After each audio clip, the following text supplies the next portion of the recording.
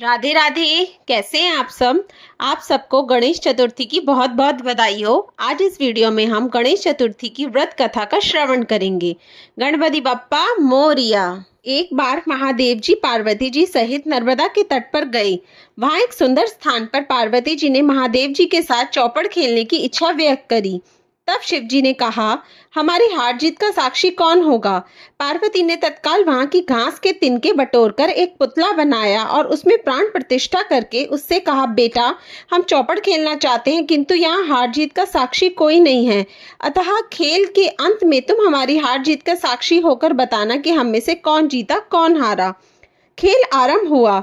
देव योग से तीनों बार पार्वती जी ही जीती। जब अंत में बालक से हार जीत का निर्णय कराया गया तो उसने महादेव जी को विजयी बताया। परिणामतः पार्वती जी ने क्रोध होकर उसे एक पांव से लंगड़ा होने और वहां के कीचड़ में पड़ा रहकर दुख भोगने का शाप दे दिया। बालक ने विनम्रता पूर्वक कहा, माँ मुझसे ज्ञानवश ऐसा हो गया है, मैंने किसी कुटिलता या द्वेष के कारण ऐसा नहीं किया, मुझे क्षमा करें तथा शाप से मुक्ति का उपाय बताएं। तब ममता रूपी माँ को उस पर दया आ गई और वह बोली, यहाँ नाग कन्याएं गणेश पूजन करने आएंगी, उनके उपदेश से तुम गणेश व्रत करके मुझे प्राप्त करोगे। इतना कहकर वह कैलाश पर्वत चली गई। एक वर्ष बाद वहां श्रावण में नाग कन्याएं गणेश पूजन के लिए आई। नाग कन्याओं ने गणेश व्रत करके उस बालक को भी व्रत की विधि बताई। तत्पश्चात बालक ने 12 दिन तक श्री गणेश जी का व्रत किया।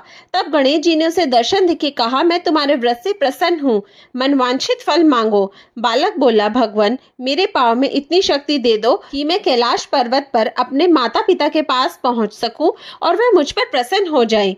गणेश जी तथास्तु कहकर अंतर्धान हो गए। बालक भगवान शिव के चरणों में पहुंच गया। शिव जी ने उससे वहां तक पहुंचने के साधन के बारे में पूछा। तब बालक ने सारी कथा शिव जी को सुना दी। उधर उसी दिन से अप्रसन्न होकर पार्वती शिव जी से भी विमुख हो गई थी। तदोपरांत भगवान शंकर ने भी बालक की तरह 21 दिन पर्यंत श्री गणेश जी का व्रत किया, जिसके प्रभाव से पार्वती के मन में स्वयं महादेव जी से मिलने की इच्छा जागृत हुई।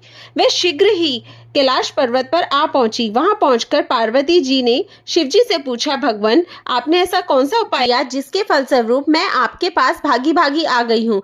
शिव जी ने गणेश व्रत का इतिहास उनसे कह दिया।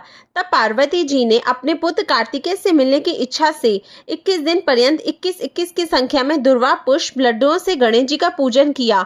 21वें दिन कार्तिकेय स्वयं ही पार्वती जी से आ मिले। उन्होंने भी माँ के मुख से इस व्रत का महात्म्य सुन के व्रत किया।